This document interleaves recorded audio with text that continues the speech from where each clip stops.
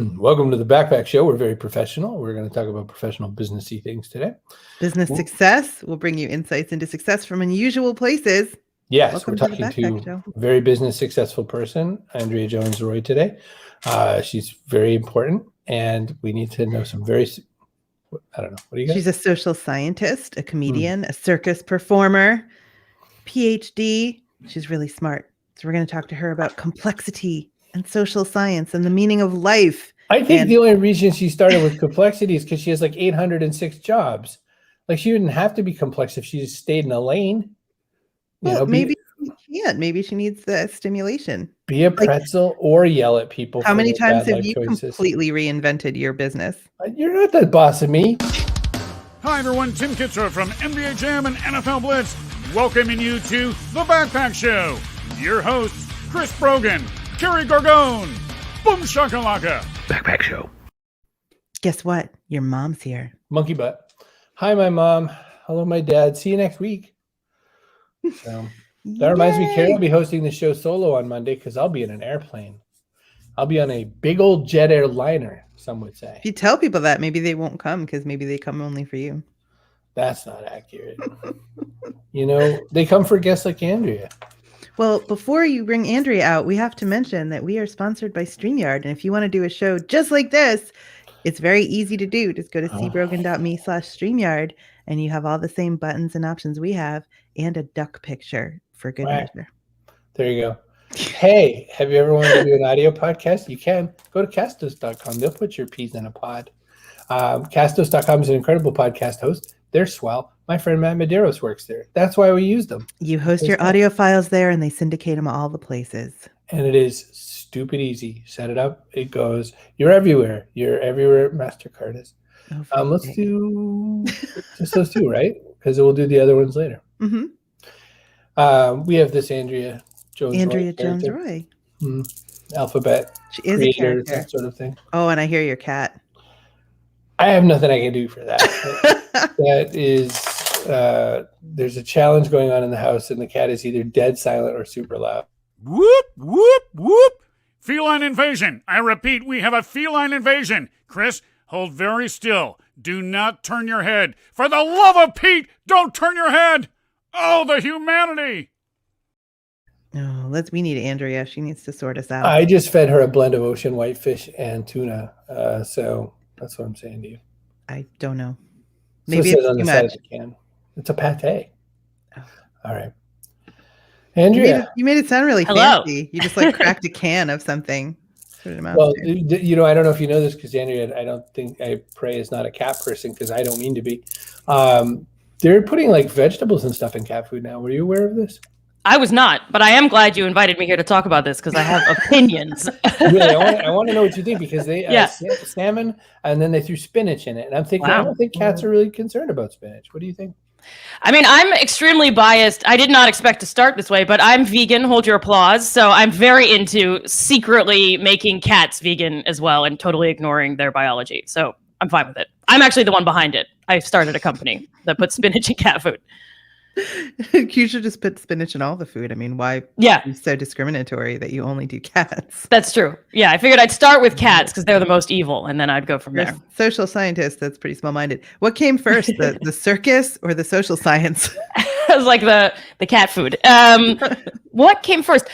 The circus, sort of. I did dance growing up and was very convinced I would not be a scientist and was not a STEM person. But then I went to grad school, and in grad school for social science, I was losing my mind and found circus, which kept me sane. So it depends on if you want to count dance as a circus, which I just got a lot of people on the internet angry. You know, people say running away with the circus is insane, so that's interesting to me. Yes. It helps. Yeah, running away with a Ph.D. program is way more insane. It's a ridiculous way to spend one's 20s, I have to say. It's a strange choice for sure. I was thinking that same thought. So it's funny that that's where Carrie went, is which came first, because you have quite the still life when you look at all the various parts of you. Who do you identify as most? You know, if you can only bring one of these things to speed dating, what do you take out? I got to get my therapist on this call. This is useful. That's a good question. I really could only bring one. There can be only one. There can be only one. I would probably start with social scientist then. I think that most informs how I think about things and bore people at cocktail parties that I don't attend. Like that's, I think, the leading one. But I would be pretty quick to sneak the Acrobat others would in. get you a lot more dates. Yes, yeah. But I want someone I can talk about bounded rationality with, So I think, yeah. Oh, Chris, let's talk bounded rationality. Yes, finally. Now, do you use hemp for that, or do you use nylon? What kind of binding do we use before we make people choose to be more rational? Yeah, full hemp all the way. Okay. Yeah, straight from Canada. I know that's a geopolitical comment. Sorry about that. Canadian hemp. Yeah. It's a good band name as well. Yeah. Andrea, what's the prevalent? Who are you fighting right now? That's the question I have. Who am I fighting? Yeah, politics. That's what we do. We fight, right? Yeah, that's true. We do fight. I am fighting people who think they are not mathematically minded, and the false divide between people who think they're scientists and artists. That's what I'm fighting. Ooh, so you think scientists actually have more artists in them than they realize, and vice versa? Exactly. Like I saw my cousin for the first time in, since before the pandemic. And she was like, oh, I'm not a STEM person. I don't know anything about numbers. It has nothing to do with my life. And I was like, it has everything to do with your life. So that made me angry. And now I'm thinking about that all the time. Next part of those sentences. Why? Because I do math when I calculate tips. Right. And I do math when I find out that if I paid the bill sooner, it would cost less. That's all I got. Help me with some math. What am I mathing? Right. So basically, anytime you read the news and there are numbers in the news or statistics or trends or probabilities, you're mathing. And I grew up thinking I was not a math person, and it took going to a social science program literally by accident. I thought I was going to write essays about war and peace and so on. And instead they were like, here are 2 years of matrix algebra. I was like, oh, it was horrible, right? But it beat it into my brain that it's a kind of logical thinking, and science is all about if-then thinking and hypothesis testing. And it's much less about knowing facts or being good on Jeopardy or something like that. So it's a way of thinking, and it's sort of philosophical, that I think is very useful and everyone should know. So you know how to interpret, numbers that Dr. Fauci throws around, and, people have interpreted those in all kinds of ways, as you might be aware. They sure have. Yeah. When you mentioned the pandemic and being out of touch with people, I felt like I have to put your Instagram up, because your pandemic Instagram posts got to be really interesting. So. They're real weird. Yeah. You can see I'm sitting in the same spot in my kitchen. I did take the knives down for the purposes of this show. It tends to intimidate people on morning shows, but it does look a little. If this is an evening show, I'll put those knives right back up for you. I mean, we've done Backpack Show After Dark, so we could have the knives out extra for that. Yeah. These pictures where I'm spelling the letters were my contortion coach, whose name is Jonathan Nosen. You can follow him on @Contorture on Instagram. He's based in Israel. @Contorture, yeah. He's based in Israel and did Zoom classes. So that's what the kind of stuff he forced us to do in the pandemic. The pandemic's bad when you're doing that stuff on purpose at home by yourself. Well, then you were also doing this like extreme cleaning. Yes. I would yell at my kids for doing this. My boyfriend left town for about a month, and we'd been, literally staring at each other for the year. And the minute he left, I think my therapist and I have a lot to unpack. I just cleaned the entire place really insanely. And so that vent looks awesome, by the way. It was a mess. Well, possibly, he's just very messy, and that was your first opportunity. Yeah. Now I'm revealing my politics further down. We can't, well, social scientists are unbiased, so never mind. And you have a whole podcast where you talk with politicians, right? Is that the idea? With political scientists. Political scientists. Political scientists. So people who study politicians for a living, basically. Wow. So who would choose such a life? Right? A lot of people ask us if we are. So my PhD is in political science. And people would always ask, are you training to be a politician? And the answer is, does it seem like any of the politicians have advanced degrees in any of this? So no. But we study politics, right? We study things like power and truth and representation. And my favorite thing in all of the social sciences is trying to turn abstract stuff into numbers. And so political science does a lot of that. Those economists have it easy because they're just counting things like money. It's easy to count. How do you count trust in government? Elizabeth, yes, agreed. So your comment about like, does it look like any of those people have advanced degrees? This has been on my mind a lot because in a really narrow band thing, every time a politician talks about technology, I grate my teeth because it's like, Gramps, who has a blinking 12 on his VHS telling me, that he thinks he understands the internet. Yeah. And he's in charge of regulating it or whatever, like making policies about it, right? So what do they have to have? They have to have money, and they have to be really good at networking at parties. Is that it? Like, is that the sum total of what makes our politicians, and that's why we're all broken? I think that's a pretty good summary. I mean, there's a little bit more to it, but basically, yeah, think about the people that you're voting for, right? You're voting for someone who sounds good and probably looks good, and there's a lot of biases baked into whether or not someone seems electable or like a leader to you and all of that kind of stuff. And then it's connections, right? You have the money to get elected, and you can tell a good story. In my personal view, I don't really care if someone they're really marketers at this point. And there's a lot of political science research that says that politics has effectively become a big marketing exercise.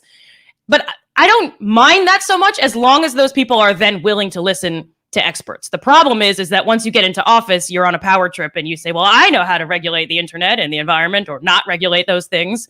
And that makes me nervous. So the other problem, how much time do you have? The other problem, right? You think about, well, where do they get their information, right? There's a professor of political science at the University of Michigan. His name is Rick Hall. He wrote a book called Lobbying as Legislative Subsidy. And one of the ideas there is that lobbyists, yes, they have a lot of problems and there's a lot of conflict of interest, but they're also providing information to legislators who otherwise don't know about the things that the lobbyists are representing. And so it's a kind of information source for legislators. The problem is there's a lot of corruption and money mixed in. So yeah, it's all and then put a big icing of social media on top, and that's American politics. Well, that's now that I've explained the entire world, what else? Yeah, we can go to black holes. So what are you actively researching now? So I research power and politics in the corporate context. And so I do a lot of research on how people evaluate performance in companies. And so I take a lot of the political science stuff and I apply it to the corporate world, which is basically a dictatorship. And so everything that lies, I studied dictatorships and censorship and Chinese politics in my graduate program. And I'm literally applying those things to companies and telling them what they're doing wrong. So how to be a better dictator. That's right. Yeah, I was going to say, Chris, you need to read this research. I'm into this. I've always wanted to start a cult, and then right after that, probably dictatorship. I think both have some value. There's another good book. I'm just going to keep plugging political science. There's another good book by Bueno de Mesquita et al. Called The Dictator's Handbook. So, Chris, you could just pick up that. You're probably already doing most of it. Did you say Bueno de Mesquita? Bueno de Mesquita. Oh, so like a good mosquito? Basically. Bueno. Don't tell him I said that. Yeah. The Dictator's Handbook. Why bad behavior is almost always good politics? There you go. Now I feel like I have to show everybody that. I did not expect me talking about this book this morning. I need to know more. So there's an undergrad textbook version that we used to. Notice it says almost always. Every now and again, we have a little bit of hope. Andrea, a lot of people think they're funny, but they're not. And, there is a real difference between like honing and putting together the skills to actually do comedy. Where did that come in? And how did you start to take it beyond, just being funny? Comedy beyond being funny. I always wanted to do comedy. I loved comedy growing up. I had a car when I was in high school. How far back do you want me to go? I'm going to go to high school, but I was born on a Tuesday just to link that up. Good to know. Yep. In high school, I drove this crappy car that was like someone handed down to my parents, basically, and the radio didn't work when it rained or was about to rain or had just rained. Like humidity. So I would just listen to the Jerry Seinfeld, I'm telling you for the last time, on tape because I'm 1,000 years old. And I learned it enough to just say it along with it like people sing to songs. And it was just burned into my head that stand-up comedy was the ultimate exercise in like brilliance and understanding the world. And I just loved it. I was also too afraid to do it, so I did improv for 10 years and was horrible at it. And I eventually, when I moved to China to teach at NYU Shanghai, and I joined a circus out there, in China, I finally got the courage to do it because I was like, if it goes horribly, I can literally leave this hemisphere. And so that's what got me to finally try it. And then it was so hard that I quit for a year after I did it 5 times and was horrible every single time. And then it bothered me so much. Basically, it's a story of a war of attrition and misery, but now I like it. But now you Is like that it. inspiring? Yeah. If you're gonna hate it, Yeah, let's go. then you're gonna be mad at yourself, and then you're gonna keep going. I was just thinking what it takes to be bad at improv. It's just like no but. Yeah, exactly. Well, I figured out I was bad because a friend of mine is an actor, and she was so excited I was doing improv. I did it here in New York City, and she was like, whoa, what kind of characters do you typically do? And I was like, characters? I was like, I stand really still with my arms crossed and talk in a monotone. And then I was like, maybe I'm in the wrong genre of comedy because there's another one where you can do that, and it works a little bit better. So What's that one called? yeah, it's called performance art. Oh, Yeah. gotcha. Yeah. So I think a lot of people during the whole pandemic thing, we're all locked in and just sitting with ourselves, had this kind of existential crisis going on. Did you discover the meaning of life or anything like really profound? Nothing too profound. I kind of gave up on everything, and I can't decide if that's good or really, really bad. Like, I think I've read others have done this too. I haven't actually spoken to anyone because who needs to speak to anyone? But it was surprisingly nice because I was doing comedy and circus and running around, and weekends were busier than weekdays, and evenings I was never home, et cetera, et cetera. And it was actually sort of nice to just sit on my couch and play Tetris on my phone. I got super good at it, by the way. And my phone thinks I'm in Jersey City. I'm not in Jersey City, but it would give me my rankings for my Tetris in Jersey City. So I have broken the top 100 in Jersey City. Hold on to your hats, everyone watching. That's where you know me from. Congrats. Yeah. But I really came to like the slower, quieter pace. And I don't know whether going back into the real world, I'm like, okay, that was fun, but now back to like the grind and making it all happen. Or I'm just like, I don't know. I kind of enjoy the things I'm doing and things are fine. And I don't know if that's the meaning of life or not, but maybe it's to enjoy the moment. I don't know. Couch and play Tetris. Yeah, but to sit on your couch and play Tetris. I got so good at it. And outrank people in Jersey City. Take that, Jersey City. Yeah. Well, I mean, it's not outrank some of them. Somebody at something. Yeah. Life's worth living. Yeah, I used to want to be like on Netflix, and now I just want to break the top 50 in Jersey City. So brace yourselves. I just had this vision of you like changing apartments after a while so that you could get to new ranking zones and stuff. Yeah. You just get a VPN and like change where it thinks That's you true. are. See, that's helpful. I'm learning a lot from the show already. That's what I'm going to do. I'll dominate local Tetris rankings. Sofia Bulgaria, you've got it. You know, you're there. Yeah. Back to the blend of you and complexity and the like. What is the thread? Where's the Andrea thread that you go? But don't you see this? This is what these all have in common. Duh. What is? Yeah. I have been trying to find that thread for a long time. And well, before that, I tried very much to be like, am I going to go into continue in social science? Am I going to do circus? And then am I going to do comedy? Like, which one will I pick? Like, which of the three paths? And I would try each one full time and they would never quite work. So it was this like moment where one day, oh, that's a depressing page. That's mid-pandemic. Yeah. And I was like, I'm going to take that down, but it's actually pretty appropriate. It's funny. Yeah. And I was just like, I'm going to do all three, and that's going to be that. I think the common thread maybe is trying to turn chaotic stuff into order. I like that stand-up is about taking the whole messy world and saying, like, this sentence is going to put a whole bunch of those things into one line, and you're going to, like, it's going to make sense. It's hopefully going to be funny, but that's what the stand-up I love does that. It's like, here's a whole messy thing. Going to the store. Here's one sentence that's going to line it all up in this awesome way, and you're going to see how absurd it is. Science is the exact same thing. Social science, taking all the messiness of the world and putting it into spreadsheets or structured interviews or whatever.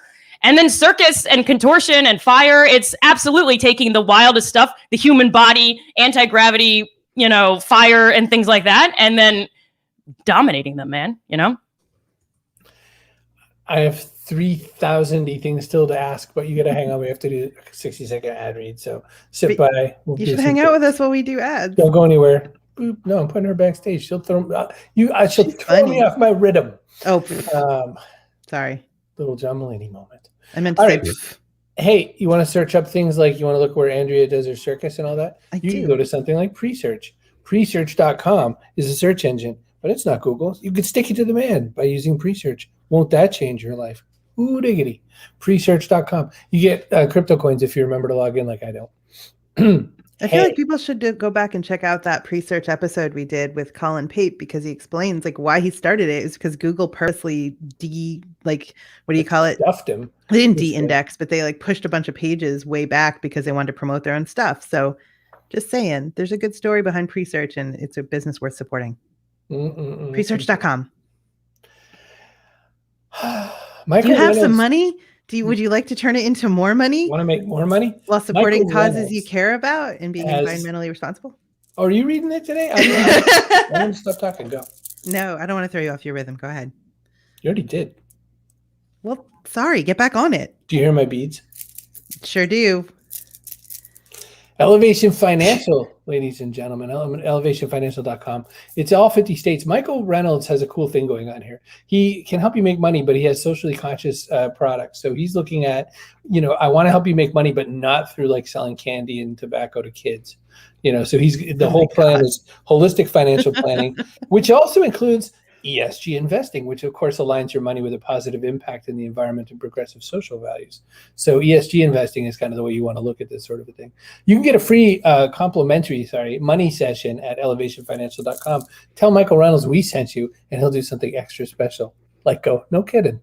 Grab ourselves. Elizabeth says she wants Andrea's coffee. She's enjoying her energy and she's awesome. I agree. It's purely the coffee. It's nothing to do with Andrea. You're so funny. You had to throw that in for kids, like selling cigarettes to kids. Well, I was thinking, what's a non-socially conscious guy? And it's probably a cigarette to kids. There's this great Saturday Night Live sketch with an Italian TV host, and he has John Bon Jovi on and shows him an ad where they're using John Bon Jovi's music to sell cigarettes for kids, and he's so upset about it. And he's like, no, not kids, 7, 8 men. They're already grown. Sorry, Andrea, we can't have you on the show. We're going to talk about SNL. Who's some news kids? Shut up. Was that a Bill Hader? Because Bill Hader. Yeah. All right. That's the next question to Andrea. Andrea, who are some of your comedy favorites besides? I was like, questions about Bill Hader. First, thanks for the shout out on the coffee. I was telling you all before the show, it's reheated stale coffee from several days ago. So that's my advice. Yeah. I will send it. I will send it. Yeah, I'm too lazy to make. Anyway, that's the special way. Anyone can come by and I'll give you reheated coffee. Yeah. So comedians. I mean, it's so cliche, but Jerry Seinfeld was the first time I heard it, I was just like, you can just do that. You can just go on stage and say things that are awesome and truth and John Hodgman is a big idol of mine. I don't know if we're John Hodgman people around here, but I think he's awesome and funny and weird. And I like his energy, and I like his strange books. I'm extremely into right now Tim Robinson. Are either of you Tim Robinson people? I think you should leave on Netflix. No, but Chris watches a lot more comedy than I do. I'm not normally much of a sketch person, but he's a former SNL writer and occasional cast member, and he's so weird. And I just love the imagination that's in his show. And I don't write sketch. It's never occurred to me to write about anyone saying anything other than stuff from my own mouth. So like sketch doesn't cross my brain, but it's so exciting to watch someone just have the most wild ideas. And it feels liberating in my own work to be like, well, what unexpected or wild and crazy thing could I talk about? So everyone's freaking out about Bo Burnham, whatever. He's fine. Tim Robinson is the genre breaking comedian of art. Hannah Gadsby, obviously, is next level. Besides Seinfeld, did I just alienate everyone? No, I mean, for one thing, I don't know a lot of those names, but Chris does, and I can see he's like super into it. So. I know all of them, but what I was thinking is, Seinfeld's like the inherited comic. You found the tape, so to speak. Yeah. But with the rest of them, it's not that they can be weird; they have to be weird and cerebral. Which is the sort of thread that you have there. It's not Python. You're not saying anything bad about Python, but it's not that. Oh, they rule as well. Yeah. It's the thread of, somebody like Hannah doing Nanette and, changing the world after that, so that all these other comedians had to have these conversations about if she's actually a comedian or not. And that's what you're in for. Yeah. A good friend of mine, Turner Sparks, great comedian. We did comedy in China together. He and I discuss sometimes like, what's the point of comedy? And he's much more on the side of, he's going to get mad at me for oversimplifying his point, but it's supposed to make you laugh. If it makes you laugh, it's comedy. The end, right? And I think that's a necessary requirement, maybe even sufficient. But there's another element, I don't have a logical word for that, where I really like comedy that makes you think or serves a purpose or has some kind of agenda of some kind, right? Because I think it's a great vehicle to share other ideas. Do you get material for your comedy from the work you're doing trying to convince corporations to not be such dictators? I sure do. I sign all the NDAs, so it's real vague, but I do talk about that kind of stuff. I talk about the corporate world, and I really shouldn't, but I talk about teaching and how grim it can be. I like, nobody can say anything because then you'd know, people would know it was them, so they have to just take Right. it. That's the Right. best thing about it. Right, exactly. Yeah. So I'm a little surprised that Dave Chappelle wasn't on that list, especially because of politics. Just curious to know your take. So I'm a big Dave Chappelle fan. I think he's a genius as well. And anyone who can stand on stage and smoke cigarettes and talk for 4 hours and captivate audiences is next level human, right?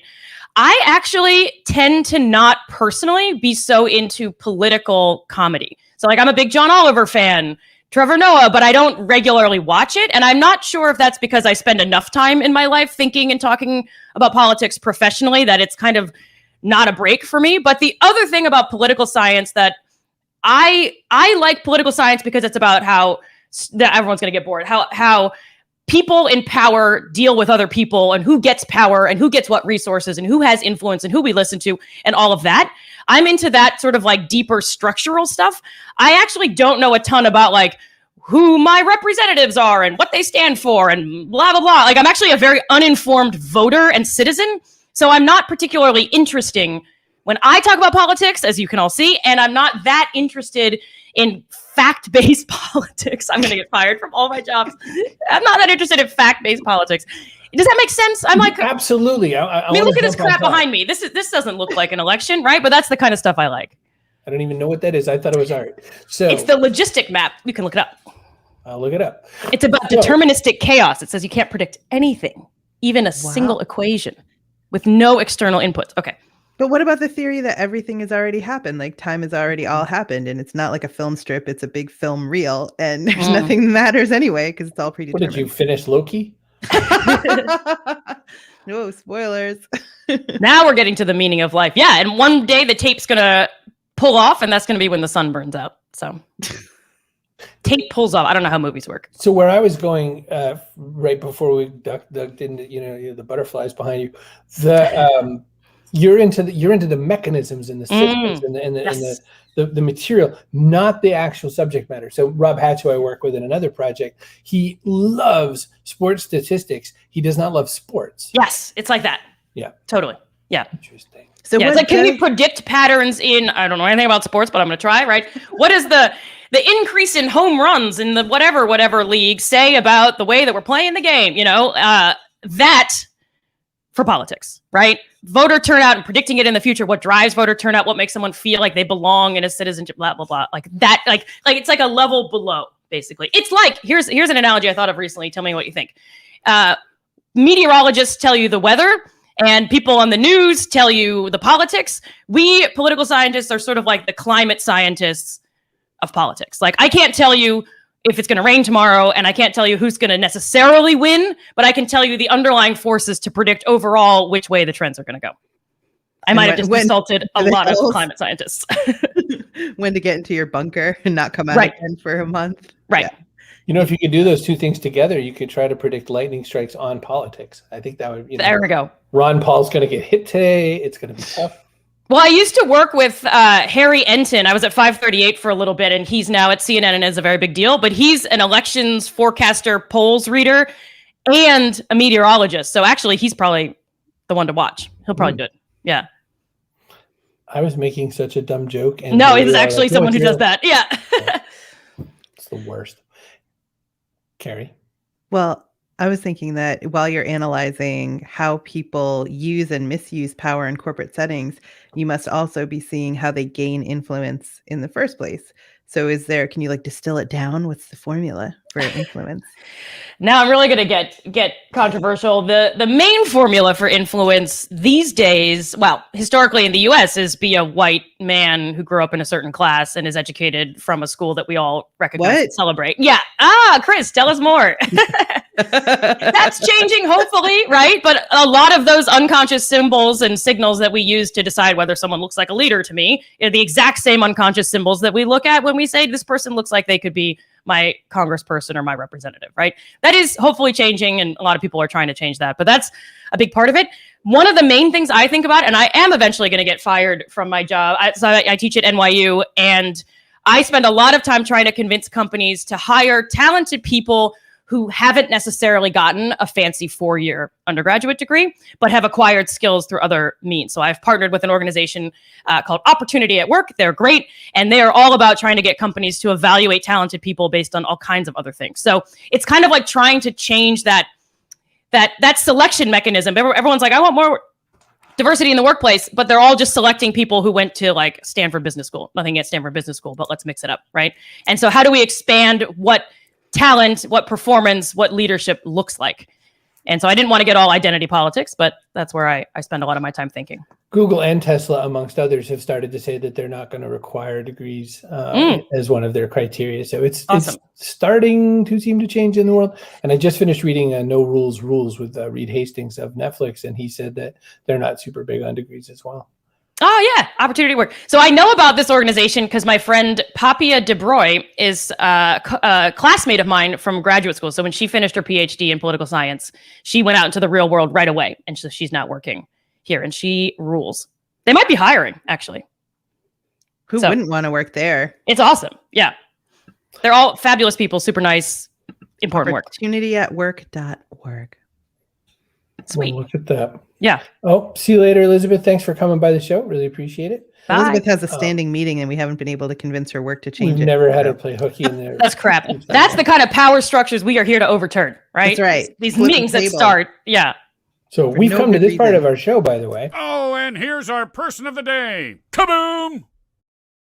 And it was pretty much a monologue for the entire day. So I could pick Elizabeth again, even though she was at yesterday, because she has 7 or 8 out of the very sparse comments today. But so I got to give it to Coach. Oh, so nice. Coach has been person of the day so many times. We sent him a smoking jacket. Nice. So Coach Woodard. He doesn't want it anymore. He's like, take me out of contingent, but we do it anyway because we do it just to muck with him at this point. So we've come to the part of the show that we always ask the same question to every guest we've ever had, which is what goes in your backpack. Now, this could be something physical. It could be something metaphorical. It could be an avocado, or it could be world peace. Carrie, what's a good physical thing someone could have in their backpack? A book you hate. Because if it's the only book you've got, eventually you'll read it and learn something from it. That was Whiskey Nate. Whiskey Nate, who just sold his van. He's off the road. He used to go around like taking pictures of whiskey bottles on mountaintops and made his living that way off Instagram. And That's now awesome. He's settling in Wyoming now. So he just sold the van. Oh my gosh. I was just looking at land in Wyoming. Maybe we'll be neighbors, Whiskey Nate. I think everyone's looking at land in Wyoming. So I'll see you there. I just had this conversation with a pizza delivery guy, well, a salad delivery guy, but he also delivers pizza. And the notion was... I want to know more about what this guy delivers. So. Between drought and floods. Yeah, I know. Let me tell you what else he could deliver. Yeah. Menu. Chaos. He's an agent of chaos. And then deliverer of chaos. That's awesome. Something metaphorical. Carrie, what's a metaphorical thing you put in a backpack? Oh, kindness. I like kindness. That's a good one. Ariel held That's a good pair with a book you hate. Yeah. That's my penance. I always say kindness because when she said it, I laughed in her face, but it was not because I thought kindness was a funny answer. It was holdover laughter from the one who had just gone before her. We had this wonderful guest, Andrea, and Carrie laughed in her face. For a reason. A burlesque dancer, no The less. one right before her was Nikki Porcher of Buy From a Black Woman, and we had just asked her what goes in your backpack, and she said black women, and I'm like, I feel like that's not okay, right? Like, so then she realized what she said, and then we like lost it. And Chris is like, "Come on, girls, let's get the show back on the road." And it's a good impression. It's a really good impression. Yeah, big mess. Yeah, and that was it. And so then she went first, Okay. And so then we still have another guest. And so we're trying to pull it together. And we're like, okay, what goes in your backpack, Andrea? And she's like, kindness. And we're like, we just lose it. And Nikki's no help at all. She loses it completely again, They're all both over laughing again. their head off all over this poor woman. Chris finally ended the show. I just stopped the show. Like, All right. That's it. Pulling the Nothing car more over. hilarious than a backpack full of kindness. That's what I would say. So I say kindness. Yeah, Like I like it. Yeah. Andrea Yeah. Jones-Rooy, what Yo. are you going to add to the backpack? So I thought I could think of something cooler, but I can't. So I am going to go with something that I wrote on a college application essay a million years ago. I did not get into this college. So this is my non-admission winning recommendation where they were like, what are 3 objects that you would always want to have with you? And I stand by it. So you're going to hear it first, except for these admissions people. A magnifying glass, because I think you always need to look closer at what's going on. A dictionary, because I think the words we use and having useful labels that are imperfect but still useful to understand abstract concepts is really important. And number 3, a kazoo, because life is too serious and kazoos are weird and we should all remember to have fun as well. So those are my 3 items. And you didn't get in?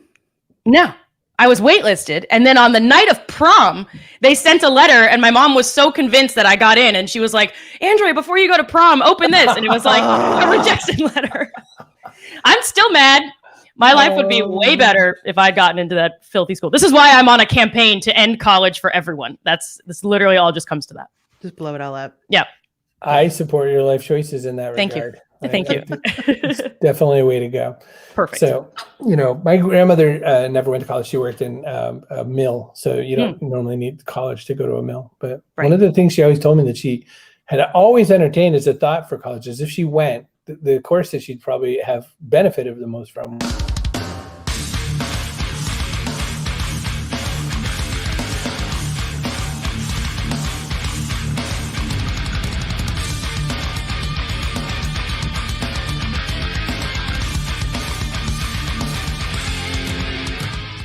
I don't even know if that's the